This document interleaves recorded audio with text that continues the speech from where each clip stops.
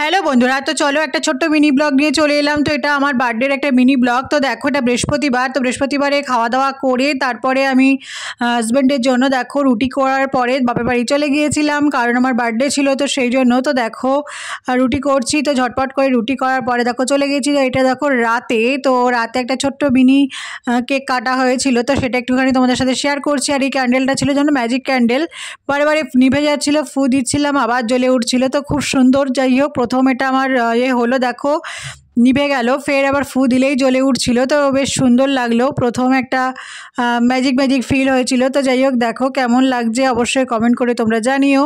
তো বেশ সুন্দরই লাগছিল। তো যাই হোক, দেখো প্রথম এটা জীবনের।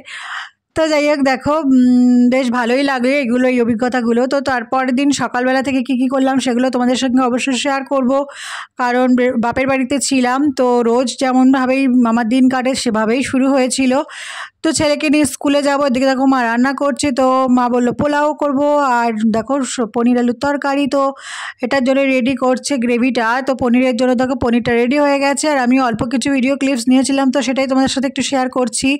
আর ডালও করেছিল, কারণ আমার ছেলের জন্য তো ডাল করতেই হবে। তো দেখো পোলাওর জন্য চালটাও ভিজানো হয়ে গেছে।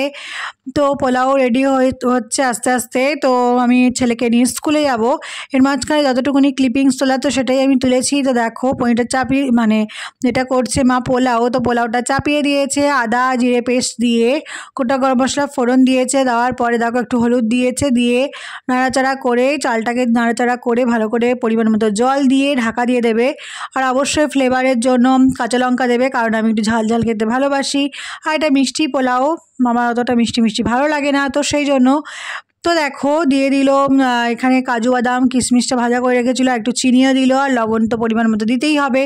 দেওয়ার পরে জল দিয়ে দেখো ঢেকে দিলেই হয়ে যাবে পোলাওটা, কারণ অর্ধেকটা হয়েই গেছে। তো দেখো একটুখানি জল দিলে ঢেকে দিলে হয়ে যাবে, কারণ গোবিন্দভোগ চাল বেশিক্ষণ সময় লাগে না, ঝটপট হয়েও যায়। তো দেখো ঢাকা দিয়ে দেবে, দিয়ে একটুখানি ঘি দিয়ে দিলেই হয়ে যাবে। তো যাই হোক, দেখো এভাবেই কেটেছিল আমার জন্মদিন, আর খারাপ লাগেনি, বেশ ভালোই নতুন নতুন অভিজ্ঞতা হলো। তো যাই হোক, দেখো মানে বেশ ভালোই লাগে। তোমার রান্না হয়ে গেছে, পোলাও হয়ে গেছে, দেখো পনিরও হয়ে গেছে।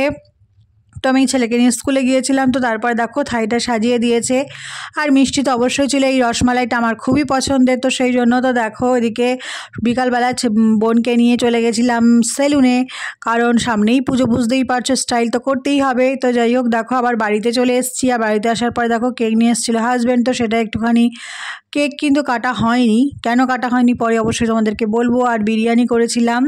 তো আজকের এই মিনি ব্লগটা এই পর্যন্ত থাক। তো এটাই ছিল আমাদের রাতের কালকে স্পেশাল মেনু, আর নিরামিষ বিরিয়ানি। তো ভালোই লাগলো, খারাপ লাগেনি। তো যাই হোক, আজকে মিনি ব্লগটা কেমন লাগলো অবশ্যই কমেন্ট করে জানিও। দেখা হবে অন্য কোনো মিনি ব্লগে। আজকের মতো টাটা।